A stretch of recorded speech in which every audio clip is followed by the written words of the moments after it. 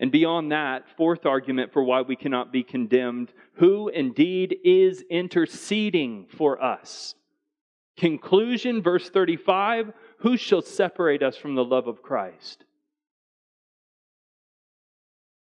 That is the basis for which we, being eternally loved by the Father and not condemned in our sin, is that Jesus died, Jesus resurrected. More than those two, He ascended to heaven. More than that, He is sitting at the right hand of the Father, interceding for us.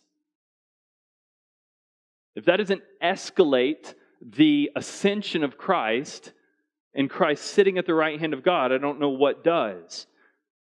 And you say, well, why would Scripture place so much importance on the ascension of Christ and the intercession of Christ? Well, think about it.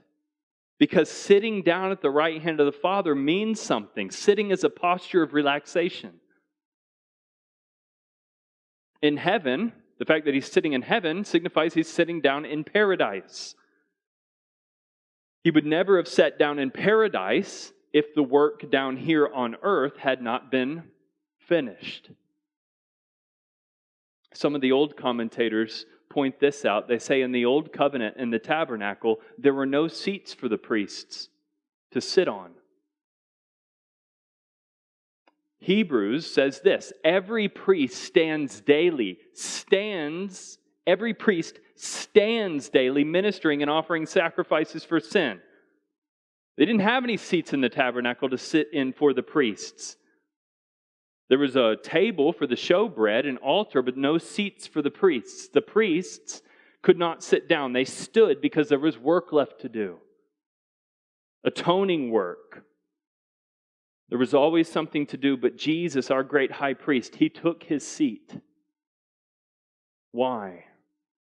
Because His sacrificial work is finished. What would a Jew back in that day have thought if someone would have brought a seat down in the sanctuary for the priest to sit on, and the priest just starts sitting in that? They would have thought, I guess sin's been atoned for. Guess there's no more need for sacrifices. I guess all the sin is gone. The work is done. A priest sitting would signify the end of the priestly work. So how much more significant that Christ, our great high priest, is sitting in heaven? Does it not say that He has finished His atoning work and He has made a full end of sin?